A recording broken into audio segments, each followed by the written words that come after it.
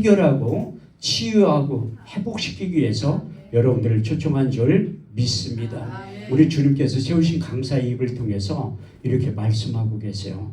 마태복음 11장 28절에 29절 말씀을 보면 수고하고 무거운 짐진 자들아 다 내게로 오라. 내가 너희를 편히 쉬게 하리라. 나는 마음이 온유하고 겸손하니 나의 멍에를 메고 내게 배우라. 그리하면 너희 마음이 쉼을 얻으리니 내 멍에는 작고 내 집은 가볍게 된다고 하신 약속의 말씀이 그대로 이루어지게 되어야 할 것이고, 더 나아가 내게는 여호와의 영이 크게 임하리니 너도 그들과 함께 예언을 하고 변하여 새 사람이 된다고 하신 약속의 말씀이 그대로 이루어지게 될 줄 믿습니다. 하나님은, 제가 하나님의 별명을 지은 적이 있어요. 하나님 성경에 읽다가 깨달은 건데, 하나님의 별명을 내가 무엇으로 질까? 원래 하나님 앞에 별명이라는 단어가 불경스러운 것 같지만 그래도 제 나름대로 하나님의 또 다른 이름이 무엇인가 한번 생각을 해봤는데, 성경이 정확하게 씌어져 있더라고요.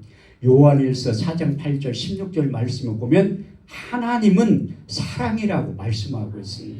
그래서 하나님이 사랑의 본체이시고 하나님의 실체로 예수님이 말씀이 돼 육신이 돼 이 땅에 오신 거예요. 그래서 하나님의 사랑이라는 거, 그 실천 표현을 가장 정확한 31,173절 중에서 가장 하나님의 사랑을 한 절로 함축해서 표현하는 것이 요한복음 3장 16절 말씀입니다. 하나님이 세상을 이처럼 사랑하사 독생자를 주셨으니 이는 저를 믿는 자마다 멸망치 않고 영생을 얻게 하려 하셨느니라. 그래서 그 하나님의 사랑이 실제로 우리 주님께서 나타나신 거예요. 그리고 우리 주님께서 우리가 자연인으로 살다가 우리 인생 가운데 찾아오셔서 우리 심령에 이렇게 똑똑똑 녹고를 하는 거예요. 요한계시록 3장 20절 말씀에 보면 볼지어다 문 앞에 서서 두드리노니 누구든지 내 음성을 듣고 문을 열면 그에게로 들어가 나로 더불어 먹고 나는 너희와 더불어 먹으리라 말씀하신. 그래서 우리 인생 가운데 찾아오신 그 사건이 성경은 신앙 사건이라고 말씀하고 있습니다. 우리 속에는 옳은 대로 살아가다가 우리 주님께서 인생 가운데 찾아오셔서 하시는 말씀이 나와 동행하면서 더불어 같이 살게 하는 거예요.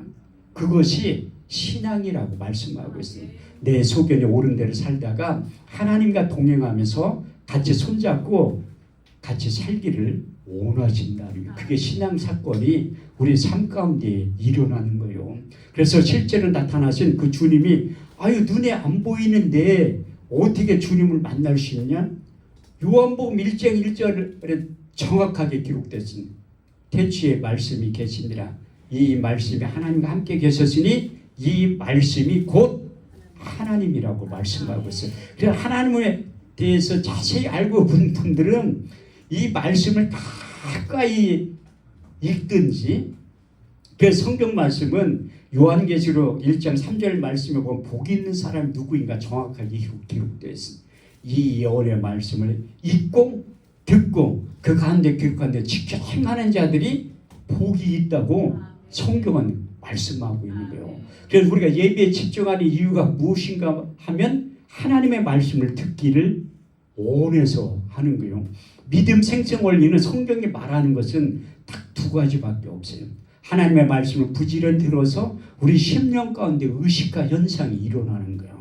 그래서 사도 바울은 로마서 10장 17절 말씀을 통해서 믿음 생성 원리에 대해서 정확하게 말씀하고 있습니다. 그러므로 믿음은 들음에서 나며 그 들음은 그리스도의 말씀으로 말미암았느니라. 또 한 가지 단순하게 믿음을 생성시키는 원리가 있는데, 고린도서 12장 4절에 11절 말씀대로 성령의 9가지 은사를 중에 한 가지, 세 번째인 믿음의 은사를 받으면 되는 거예요.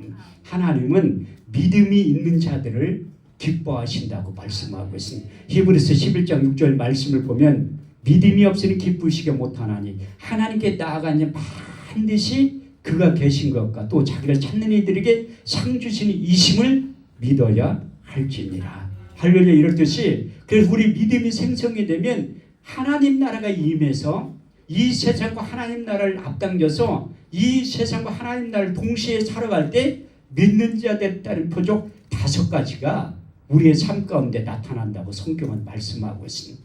마가복음 16장 17절에서 20절 말씀을 보면 믿는 자들에게 이런 표적이 따르니 저희가 내 이름으로 귀신을 쫓아내며 새 방울만 하며 뱀을 집으며 무슨 독을 마실지라 해를 받지 않은 병든 사람이 손을 얹은 즉 나으리라. 제자들이 두루 나가 전파하세 주께서 함께 역사하사 그 따르는 표적으로 확실히 하나님의 말씀을 전하고 증거했다고 말씀하고 있습니다. 그 신앙 사건이 저에게도 일어난 적이 있습니다. 지금부터 약 40년 전에 고등학교 2학년 때 우리 주님께서 저희 인생 가운데 찾아오셔서 신앙 사건이 일어나는 거예요. 그런데 하나님은 참 신기한 게 뭐냐면 고린도서 1장 21절 말씀에 하나님은 전대에 미련한 것으로 구원받는 자들을 기뻐하신다고 말씀하고 있습니다. 제가 처음에 교회에 어떻게 가게 됐냐면 1년 선배한테 마절개비 끌려간 것이 교회예요. 수요일날 점심때 찾아와가지고 금천아 오늘 수업 끝나면 나하고 어디 갈 데가 있다는 형 어디 가요? 그랬더니 잠만 말고 따라오라는 거야. 제가 대전이 고향인데 그래서 수요일날 끝나고 나가지고 교회에 끌려간 거예요. 내가 원해서 간 게 아니에요. 그래서 하나님은 전대에 미련한 방법을 통해서도 구원받기를 원하신다는 거야. 그래서 제가 처음에 교회 갔는데 아니 이게 참 그 텔레비나 라디오에서 나오는 유행가는 아닌데 노래를 막 자꾸 부르더라고. 나중에 알고 보니까 그게 복음성가하고 찬송가야. 또 목사님이 연설을 하는데 참 목사님 말 잘한다. 아나운서보다 훨씬 잘한다. 나중에 알고 보니까 그게 또 설교야. 그래서 믿음 생성원리가 하나님이 나를 그때 택한 것 같더라고요. 내가 너를 지명하여 불렀나니 너는 내 것이라고. 하나님께서 그때부터 그 다음날부터 새벽 예배 참석하기 시작한 거예요. 그때 내가 예수님에 대해서 전혀 몰랐지만 하나님의 말씀을 들음을 통해서 또 성경을 묵상함을 통해서 성경을 읽어가면서 예수님이 어떤 분이라는 것을 알게 되는 거예요. 그 마태복음 누가 성경 교회에 처음 가서 건면할 때 아니 구약 성경부터 목사님들 읽고 저도 교회에 처음 오는 평신도들한테 마태복음부터 읽으라고 해요. 마태복음. 그러니까 마태복음 1장 18절에서 23절 말씀을 딱 보면 예수님의 출생의 비밀에 대해서 자세히 기록되고 있더라고요. 예수 그리스도의 나심은 이러하니라. 그 모친 마리아가 요셉과 정혼하고 동거하기 전 성령으로 잉태된 것이 나타났더니 그 남편 요셉은 의로운 사람이라. 저를 드러내지 않고 가만히 끊고자 생각할 때 주의 사자가 현명하여 가로되 다윗의 자손 요셉아 내 아내 데려오기를 무서워 말라. 그의 잉태된 것은 성령으로 된 것이라. 아들을 낳으니 그 이름을 예수라 하라. 이는 자기 백성을 저희 죄에서 구원할 자심이니라. 이 모든 일이 된 것은 선지자로 하신 말씀을 오늘과 같이 이루려 하셨느니라. 예수 자기 백성을 저희 죄에서 구원할 그분이 오셨다고 말씀하고 있습니다. 우리 주님께서 생전에 공생의 사역을 감당하실 때 요한복음 14장 6절 말씀을 통해서 내가 곧 길이요 진리요 생명이니 나로 말미암지 않은 것은 아버지께로 올 자가 없다고 말씀하셨고 요한복음 14장 1절에서 2절 말씀을 보면 너희는 마음에 근심하지 말라. 하나님을 믿으니 또 나를 믿으라. 내 아버지 집에 거할 곳이 많도다. 내가 가서 집을 다 지으면 다시 와서 나 있는 곳에 너희도 있게 하신다고 말씀하십니다. 그래서 그 예수의 이름을 우리가 2000년 전에 예루살렘이나 갈릴리 지역에 가면 우리가 육신의 눈으로 예수님을 목격할 수 있는데 2000년이 지난 다음에는 우리가 예수님을 목격할 수가 없잖아요. 그래서 예수님을 만날 수 있는 방법도 우리 주님께서 제시하고 승천하신 겁니다. 내가 너에게 실상을 말하느니 내가 떠나가는 것이 너에게 유익이라. 가면 내가 보혜사를 너에게 보내리니 그가 와서 죄에 대하여 의에 대하여 심판에 대하여 이 세상을 책망하시리라. 죄에 대하여 너희가 나를 믿지 아니하며 의에 대하여 내가 아버지께로 가서 너희가 다시 나를 보지 못하며 심판에 대하여면 이 세상 임금이 심판을 받았느니라. 이 말씀을 하신 다음에 요한복음 14장 26절 말씀을 통해서 보혜사 곧 아버지께로부터 너에게 보내실 성령 그가 너에게 모든 것을 가르치시고 내가 말한 모든 것을 생각나게 하실 것이라. 요한복음 15장 26절 말씀을 통해서 아버지께로부터 너에게 보낼 보혜사 곧 아버지께로부터 나오시는 진리의 성령이 오실 때에 그가 나를 증거하실 것이요. 이렇듯이 그분이 오셔야지만 나에 대해서 정확하게 가르쳐주고 내가 한 말을 생각나게 해주신다는 거예요. 그 약속의 말씀이 성취되는 게 대표적인 인물이 누구인가 하면 사도 바울이에요. 사도 바울은 예수님을 육신의 눈으로는 목격한 적이 없어요. 우리가 예수님 본 거랑 똑같은 거야. 성령을 통해서 만나고 경험하고 체험한 사건이 일어난 거예요. 사도 바울에게도. 그래서 우리 주님께서 바울에게 나타나셨던 것처럼 여러분들에게도 나타나신 것 이미 우리 주님께서 여러분들을 구별하여 선별하여 하나님의 자녀로 특정하신 거예요. 요한복음 1장 12절에서 13절 말씀을 보면 영접하는 자 곧 그 이름을 믿는 자들은 하나님의 자녀가 되는 권세를 주셨으니 이는 혈통이나 육적으로 사람의 뜻으로 난 것이 아니요 하나님께로부터 다시 태어난 자들이라고 말씀하고 그것이 성경이 말하는 거듭남 중생이라고 말씀하고 있습니다. 근데 하나님께서 조건을 단서를 다른 거예요.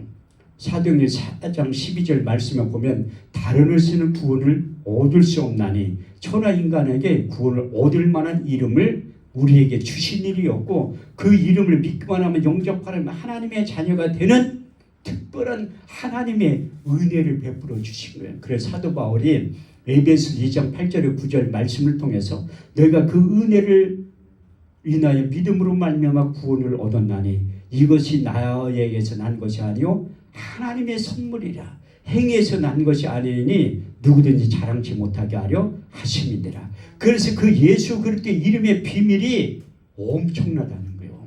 그래서 사도 바울은 골로새서 2장 2절에 3절 말씀을 통해서 하나님의 비밀인 예수 그리스도 그 안에는 지혜와 지식과 총명과 모든 감추어진 보화가 담겨져 있다고 말씀하셨고 빌립보서 2장 5절 6절 말씀을 통해서 하나님의 모든 이름을 이에 뛰어난 이름을 주사 하늘에 있는 자들과 땅에 있는 자들과 땅 아래에 있는 자들 모든 무릎을 예수의 이름으로 꿇게 하시고 모든 입으로 예수를 주로 시인하여 하나님 아버지께 영광을 돌리게 하셨느니라. 그 약속의 말씀이 이루어지고 이제 오늘 사무엘상 10장 6절 말씀을 통해서 제목을 이렇게 정한 거예요. 새 사람 되는 법. 새 사람 되는 법. 이게 성경이 말한 새 사람 되는 법을 제가 유심히 연구를 하는 거예요. 연구해서 하는 게 아니라 시편 119편 18절 말씀에 성경 말씀을 열므로 우둔한 자의 빛이다 성경을 깨닫게 하신 거예요. 그래서 이제 우리 주님께서도 제자들에게 부활해서 나타나신 다음에 말씀을 열어서 성경을 깨닫게 해줄 때 우리의 마음이 뜨거워진 이유가 바로 거기에 있는 거예요. 그래서 하나님의 약속의 말씀이 성령께서 우둔한 자의 빛이자 말씀을 열어주면 그 깨닫게 되는데 그래서 제가 새 사람 되는 법을 그 감추어진 비밀을 깨달은 거예요. 그 첫 번째가 딱 두 가지 방법밖에 없어. 바울이 자기가 변하여 새 사람 되었기 때문에 그 비밀을 기록한 거예요. 그래서 에베소 3장 4절에 4절 말씀을 보면 곧 계시로 이 비밀을 깨달은 것을 대강 이미 기록함과 같으니 너희가 이것을 읽으면 그리스도의 비밀을 깨달은 것을 너희도 알 수 있게 됐느니라. 그래서 사도 바울이 정확하게 고린도서 5장 17절 말씀을 기록해 두면 그런즉 누구든지 그리스도 안에 있으면 새로운 피조물이라 이전 것은 지나갔으니 보라 새 것이 되었도다. 그래서 제가 지금 시골에 가서 집회를 할 때 보면 제가 강원도 행성에 가서 집회할 때 평균 연세가 80이야. 그 할머니 할아버지 그 분들이 끝나면 와서 물어보더라. 아, 내가 이렇게 80이 넘었는데 어떻게 변하여 새 사람이 되냐고. 성경은 제가 짝이 있다고 말씀드렸잖아요. 그런 80 넘으신 분들을 위해서 하나님이 예비해 놓으신 또 다른 말씀이 있어요. 고린도서 14장 16절 우리가 결코 낙심하지 아니하노니 겉사람 낡아지는 우리의 속은 날로 새로워진다고 말씀하고 있습니다. 그래서 연세가 많고 적금을 떠나가지고 그리스도 안에 있으면 새로운 피조물이 된다고 성경은 약속하고 있습니다. 그래서 사도 바울도 그리스도를 다메섹 도상에서 만난 다음에 그가 가지고 있는 유전적인 지식을 다 내려놨다고 말씀하고 있습니다. 내가 사도 바울에 대해서 한 10년을 가까이 연구한 사람이에요. 왜 연구를 했냐면 예수님의 제자들보다 사도 바울의 사역에 대해서 이제 관심을 잃고 내가 바울에 대해 그렇게 연구를 한 어느 때 기도할 때 하나님의 음성이 들리더란 내가 바울을 아느냐 물어보더란 너는 바울이 될 수 없다는 거야. 너는 그냥 한금천 목사지 사도 바울이 아니라는 거예요. 제가 왜 사도 바울을 존경했냐면 5가지 직임을 다 한 사람이에요. 예수님의 제자들은 사도와 선지자의 그 역할만 했지만 사도 바울은 5가지 직임을 자기가 감당을 했고 5가지 직임에 대해서 정확하게 기록해 놓았어요.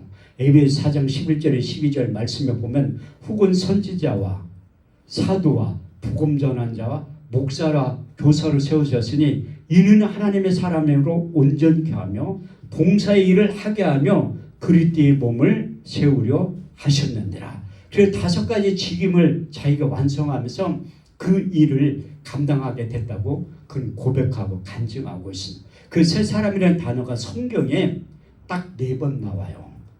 구약에 1번, 신약에 3번 기록하고 있는데 누가 기록했냐면 변하여 새 사람 된 사도 바울이 기록하는 거예요. 첫 번째가 골로새서 3장 10절 말씀을 보면 새 사람을 입어서는 자기를 창조하신 자의 형상을 쫓아 지식에까지 이르게 된다고 말씀하셨고 두 번째 에베소서 2장 15절 말씀을 보면 원수된 것 곧 계명에 속한 의문의 율법을 자기 육체로 폐하셨으니 이는 이들로 자기 안에서 새 사람을 지어 화평하게 하시고 마지막 3번째 에베소 4장 21절에서 24절 말씀을 보면 진리가 예수 안에 있는 것 같이 가연 그에게서 듣고 그에게 가르침을 받았을진데 너희는 유혹의 욕심을 따라 썩어져가는 구습을 쫓는 옛사람을 벗어버리고 의와 진리와 거룩함으로 지으심을 입은 새 사람을 입으라고 말씀하고 있습니다. 사도 바울이 자기 열심으로 새 사람이 되려고 했지만 안 된다는 거야. 그래서 그 비밀을 발견하고 그 연약한 그 실체를 고백하게 된 거예요. 그래서 새 사람을 입으면 된다는 거예요. 그래서 고린도서 5장 17절 말씀대로 그런 종 누구든지 그리스도 안에 있으면 새로운 피조물이라 이전 것은 지나갔으니 보라 새 것이 되었다고 말씀하고 있어요. 그래서 실질적으로 다메섹 도상에서 그가 우리 주님을 만난 다음에 그가 변하여 새 사람 된 이유가 무엇인가 하면 그는 출생의 비밀을 보면 요즘 말로 표현한 금수저를 물고 태어난 사람이에요. 빌립보서 3장 5절에 6절 말씀을 보면 내가 난지 8일 만에 할례를 받고 이스라엘 족속의 베냐민 지파요 히브리인 중에 히브리인이요 열심으로는 교회를 핍박하고 율법의 의로는 흠이 없는 자라고 말씀한 거예요. 그렇지만 그가 우리 주님을 인격적으로 만난 다음에 그가 유전적인 지식을 다 내려놓고 가지가 소유한 있는 모든 것을 배설물로 여겼다고 그를 고백하고 간증하고 있습니다. 빌립보서 3장 7절에서 8절 말씀을 보면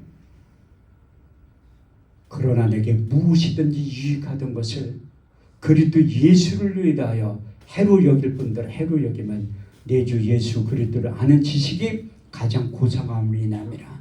내가 그를 인하여 모든 것을 잃어버리고 배설물을 여기면 그리스도를 얻고 그 안에서 나를 발견했다고 말씀하고 있습니다. 이렇듯이 누구든지 그리스도 안에 있으면 변하여 새 사람이 된다고 말씀하고 있습니다. 그러면 또 다른 두 번째는 어떻게 하면 새 사람이 되냐면 오늘 본문 말씀이에요. 내게는 여호와 영이 크게 임하리니 너도 그들과 함께 예언을 하고 변하여 사람이 되리라. 그래서 이스라엘 초대 왕 사울을 부른 다음에 모세를 통해 만들었던 거룩한 관유를 사울에게 부었을 때 이로부터 왕의 능력이 임하게 됐다고 말씀하고 있어요.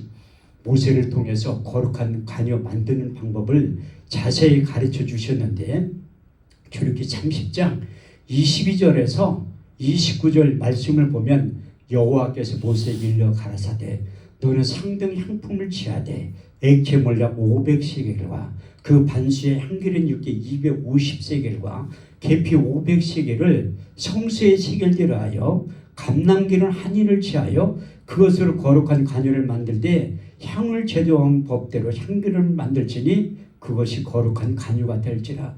너는 그것을 해막과 증거궤에 바르며 상과 그 모든 기구며 등대와 그 모든 기구며 분향단과 및 번제단과 물두번과 받침대에 발라 그것들을 거룩하게 지성물로 구별하라.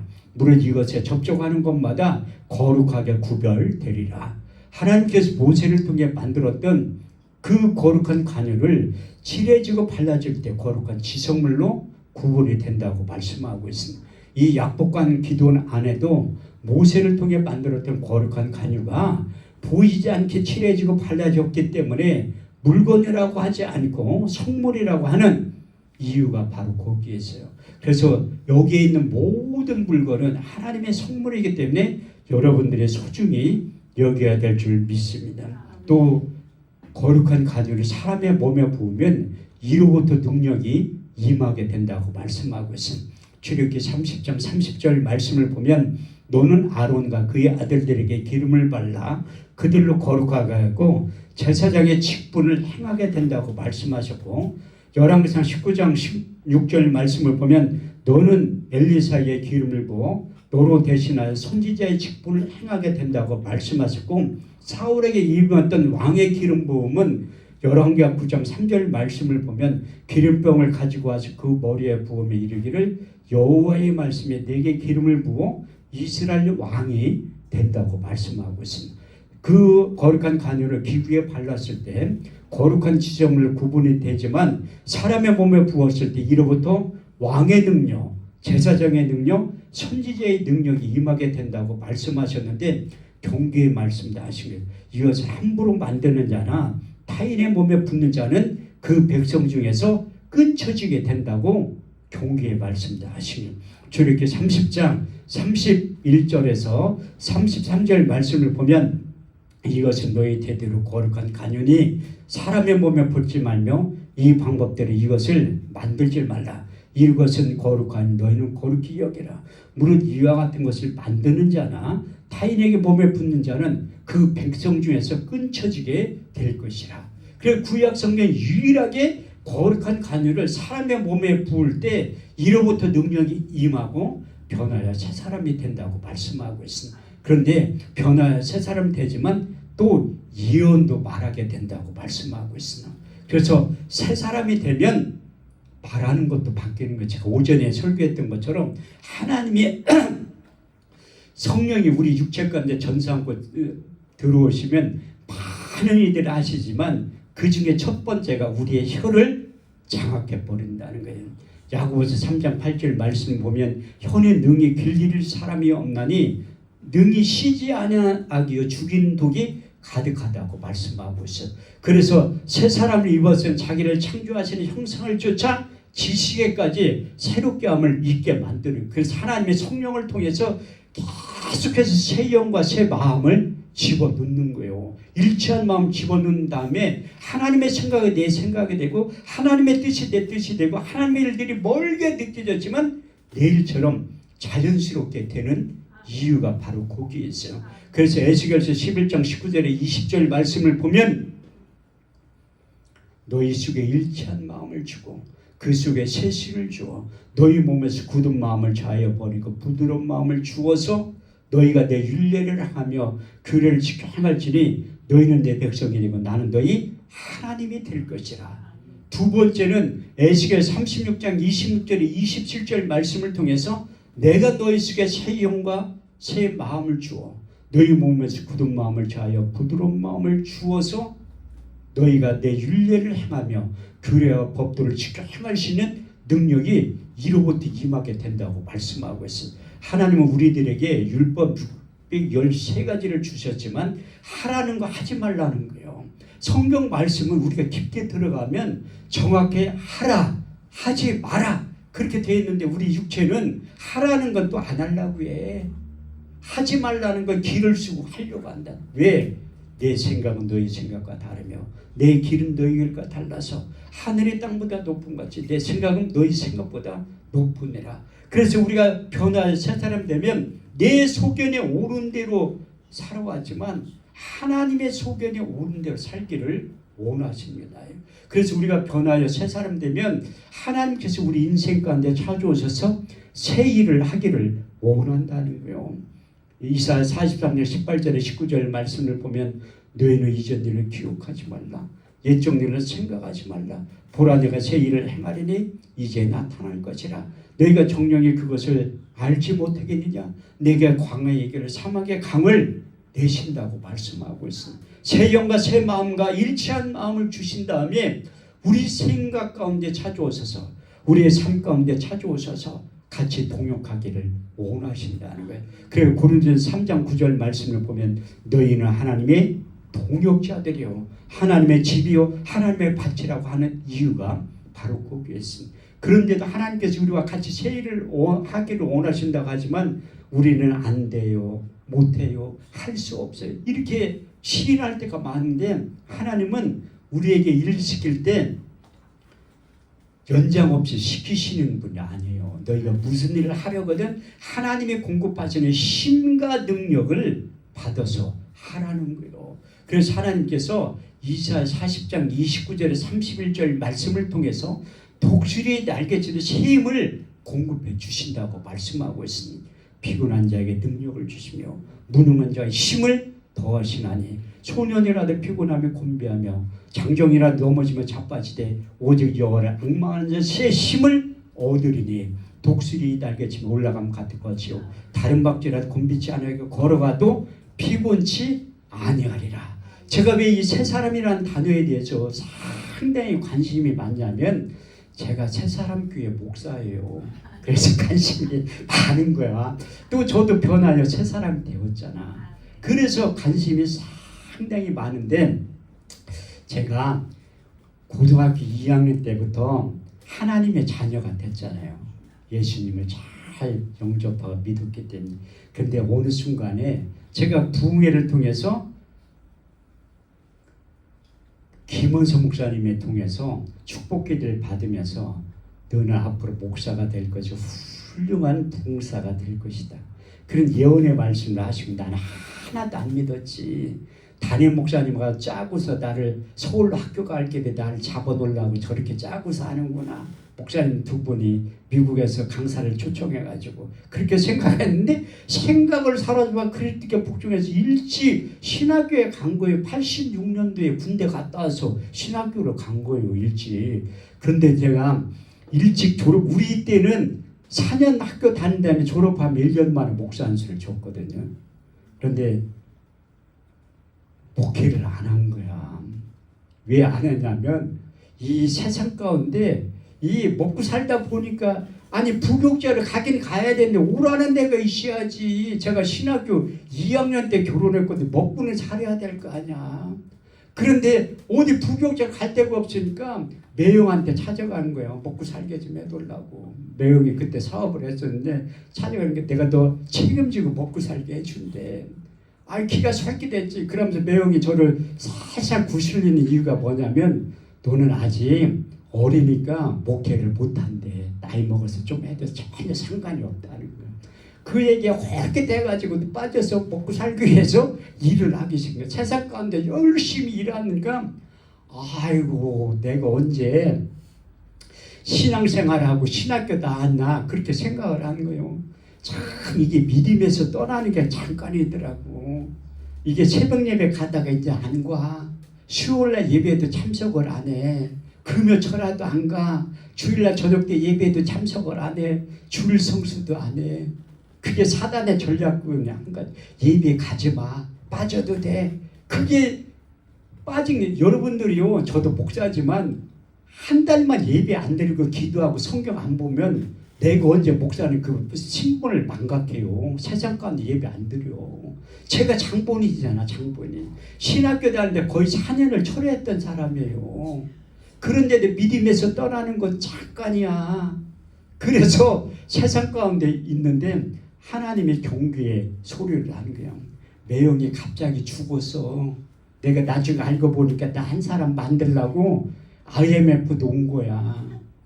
한 사람 나 목사 만들려고. 그건 내 믿음이에요. 왜? 매형이 하는 사업체가 갑자기 부도가 난 거예요. 97년도에. 그래가지고 합병이 생겨가지고 술만 먹었어.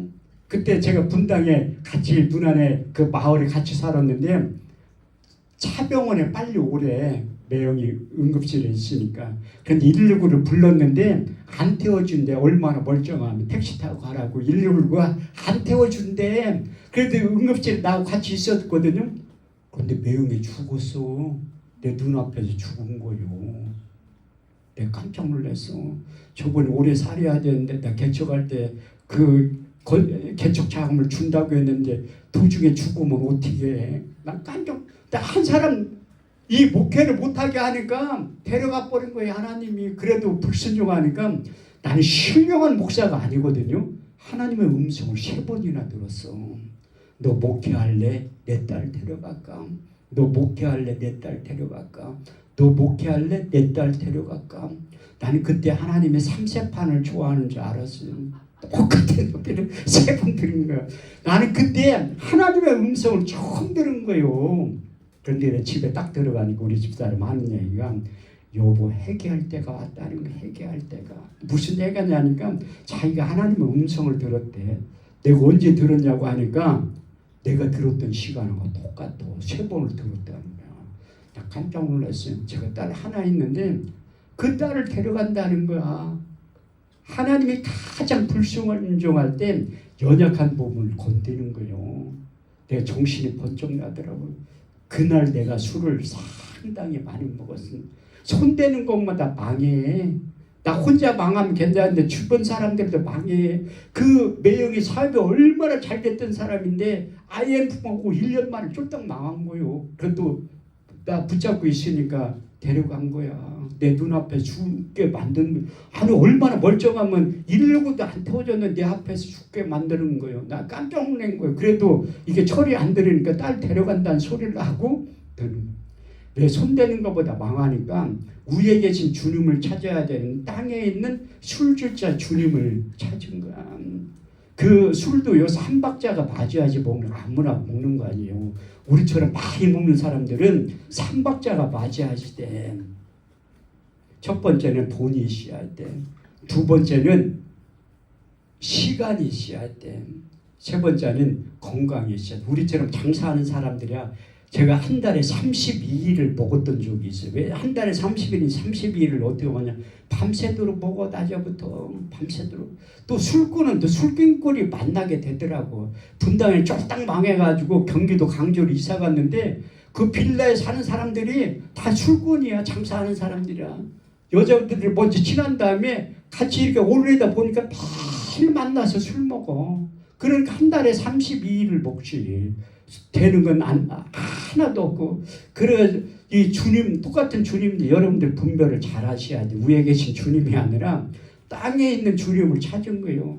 그래가지고 이제 하나님의 음성을 듣고 내가 술을 끊어야지 목회를 할 거 아니야. 그래서 찾아간 곳이 한월산 기도원이요. 옛날에 신학교 다닐 때 청평역에서 걸어다녔던 생각이 나더라고.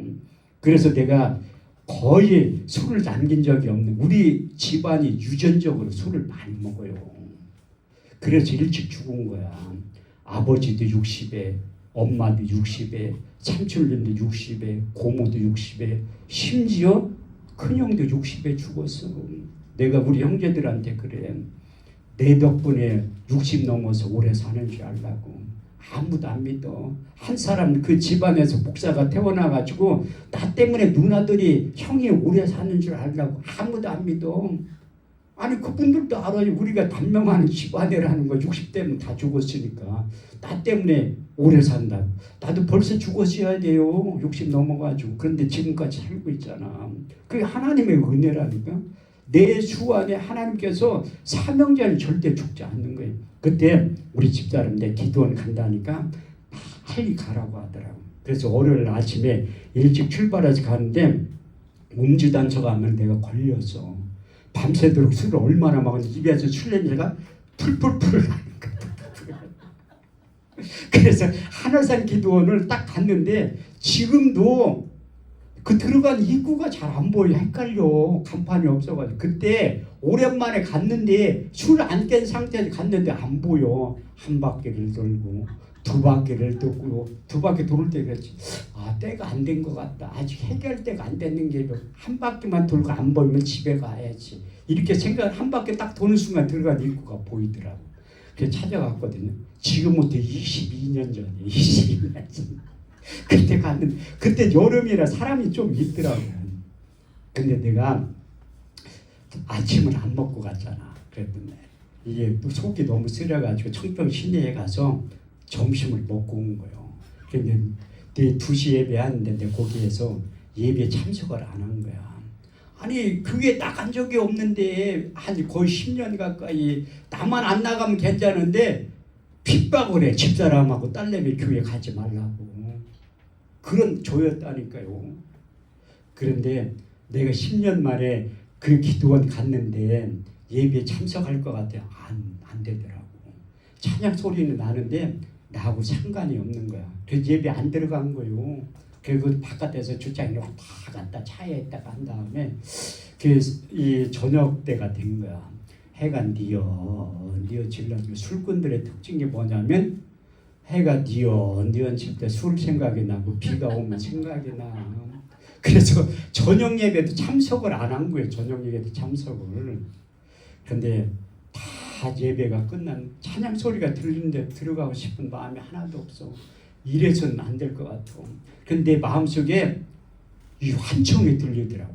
너 나가서 술 한잔 먹은 다음에 내일 새벽 예배부터 참석해. 너 여기 아는 사람 한 명도 없어. 그 시동 걸고 나가려고 하면 또 한쪽 귀에 또 하나님의 음성이 들려. 너 나가면 나하고 끝이다. 너 나가면 나하고 끝이다.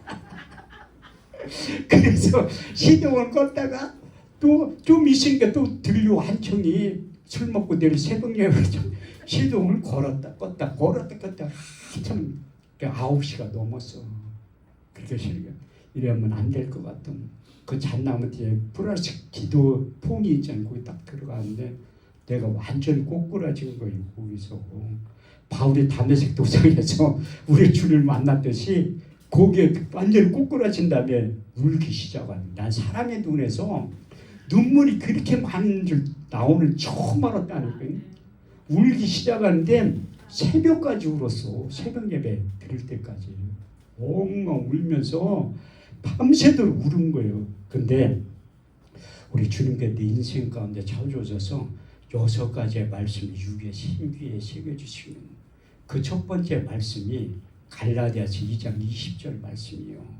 내가 그리스도와 함께 십자가에 목벽했나니 그런즉 이제는 내가 산 것이 아니요 오직 내 안에 그리스도께서 사신 것이라. 이제 내가 육체 가운데 사는 것은 나를 사랑하사 나를 위하여 자기 몸을 버리신 하나님의 아들을 믿는 믿음 안에서 사는 것이라. 이제 나는 죽었다는 거야. 그래 또 안에서 거듭나서 이제 새로운 삶을 살게 될 것이다. 두 번째 육의 신비에 새겨주신 말씀이 로마서 12장 11절에 15절 말씀인 부지런하여 게으르지 말고 열심을 품고 주를 섬겨라. 소망 중에 즐거워하며 환난 중에 참으며 기도에 항상 힘쓰며 성도들의 쓸 것을 공급하며 손 대접하기를 힘쓰라. 너희를 핍박하는 자를 축복하라. 축복하고 저주하지 말라. 즐거워하는 자들 함께 즐거워하고 우는 자들 함께 울으라고 말씀하고 있습니다. 세 번째는 내가 술을 끊어야 되잖아. 근데 고린도서 3장 16절에 17절 말씀을 육의 신비에 새겨진 너희가 하나님의 성전인 것과 하나님의 성령이 너희 안에 거주하신 것을 너희가 알지 못하느냐. 누구든지 하나님의 성전을 더럽히면 하나님의 그 사람을 멸하시리라. 너희는 내가 거룩하니 너희도 거룩하라. 내가 깨달은 거예요. 울면서 내가 내 몸이 하나님의 성전이구나 깨달은 거예요. 그래서 철저히 해가면서 술을 안 먹어. 그 최근에도 이게 대전 사는 고향 친구들을 만났는데 이런 이야기를 하더란. 한 목사님 내가 물어볼 게 있대. 뭐냐고 하니까 몰래 술 먹은 적이 있니? 한 번도 없어요. 22년 동안 그것도 은혜야. 거기서 하늘산 기도원에서 은혜를 받은 다음에 술 생각 한 번도 난 적이 없다. 어떻게 보면 거의 준 알코올 중독자까지 가는 거예요. 술 하도 많이 먹어가지고. 근데 그 말씀이 경험이 되고 처음이 되니까 술 생각이 하나도 안 나. 한 번도 생각해 본 적이 없어요. 술 생각을. 그게 하나님의 은혜라니까. 네 번째 주신 말씀이 무엇인가 하면 로마서 14장 8절 말씀이에요. 우리가 살아도 주를 위하여 살고 죽어도 주를 위하여 죽나니 사나 죽으나 우리가 주의 것이라고. 다섯 번째 여섯 번째 말씀을 육의 신비에 새기면서 너는 앞으로 목회할 때 이 말씀에 근거해서 사역을 하라고 말씀하신 거예요. 다섯 번째가 무엇인가 하면 사도 바울이 영적인 아들 디모데에게 마지막 13권의 서신서 중에 12번째 기록하면서 디모데서 2장 4절에서 5절 말씀을 준 거예요. 군사로 다니는 자는 자기 생활에 얽매이는 자가 없나니 군사로 모집한 자를 기쁘게 하려 하심이더라. 경계하는 자가 법대로 경계하지 않으면 생명의 만류관을 얻지 못하게 될 것이라. 너는 편법으로 쓰지 말고 지름길로 가지 말고 하나님의 정의는 법대로 목회를 하라. 여섯 번째는 뭐냐면 제가 이 디모데후서 2장 15절 말씀이 목회 좌우명이에요. 내가 진리의 말씀을 옳게 분별하여 부끄러울 것이 없는 일꾼이 되어 인정된 자로 너희 몸을 드리기를 하나님께 힘쓰라고. 그래서 여섯 가지의 말씀을 육의 신비에 새긴 다음에 밤새도록 울은 거예요. 밤새도록. 사람이 눈에서 눈물이 그렇게 많이 나오는 건 처음 본 거야. 근데 또 이제 명절 때 그 연세중앙교회 예배드리러 간 거예요. 개척하기 전이라. 근데 눈물이 나기 시작하는 거예요. 그때 집사람과 따로 갔는데 너무 우리니까 식당에 가서 밥 먹을 때도 눈물이 막 나오는 거예요. 우리 딸내미 아빠 창피해 죽겠어. 그만 좀 울어. 왜 이렇게 울었어? 근데 처갓집에 갔거든. 처갓집 길동인데 딱 가니까 우리 장모님의 한 얘기 동서들이 무슨 일 있니? 왜 울면서 왜 들어오냐? 오면서 싸웠냐? 집사람하고. 안 싸웠어요. 나 해계용님에서 울고 내 한몸 펴준다니까 거짓말하지 말래. 믿는 사람이 하나도 없으니까. 우리 집사람들한테 그만 좀 울으래. 창피해 죽겠다고 처갓집 가서 왜 이렇게 울고 안 돼. 절제가 안 되더라고.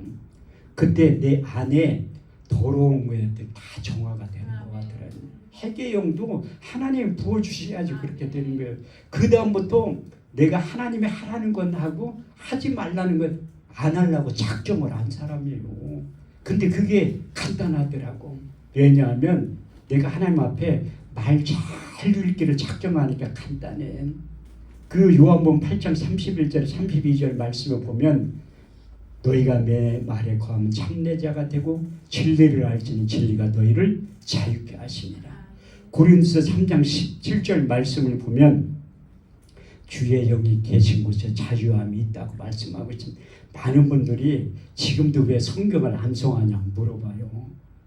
그 이유가 있어요. 이유가 시편 119편 11절 말씀을 보면 내가 주께 범죄치 않기 위해서 주의 말씀을 내 마음에 두었나이다.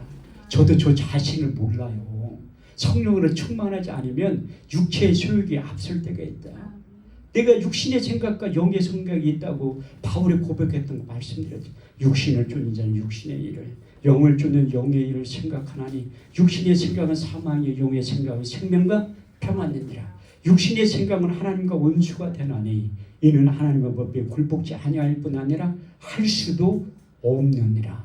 육신에 있는 자들은 하나님을 기쁘시게 할 수 없느니라. 만일 너희 가운데 하나님의 영이 거하시면 너희가 육신에 있지 않고 영에 있나니 누구든지 그리스도의 영이 없으면 그리스도의 사람이 아니라고 말씀하셨고, 로마서 7장 21절에서 25절 말씀을 통해서 내가 한 가지 법을 깨달았노니 선을 행하게 원하는 나에게 악이 항상 함께 있는 것을 보는도다. 내가 속사람 하나님의 법을 즐거워하되 내 지체 속에는 또 다른 법이 내 마음의 법과 싸워 내 지체 속에는 제 법 아래로 사로잡아 오는 것을 보는도다. 오라 나는 공고한 사람이로다. 이 사망의 몸에서 누가를 건져내라. 내 속사람 하나님의 법을 육신을 제 법을 섬기게 된다고 말씀하고 있습니다. 사도 바울도 하나님의 사람인데도 그렇게 갈등하는데 저야 할 것도 없잖아요. 그래서 사도 바울이 성경에 여기에서 벗어날 수 있는 방법 딱 한 가지를 제시를 하고 있습니다. 갈라디아서 5장 16절에 18절 말씀을 보면 성령을 쫓아 행하라.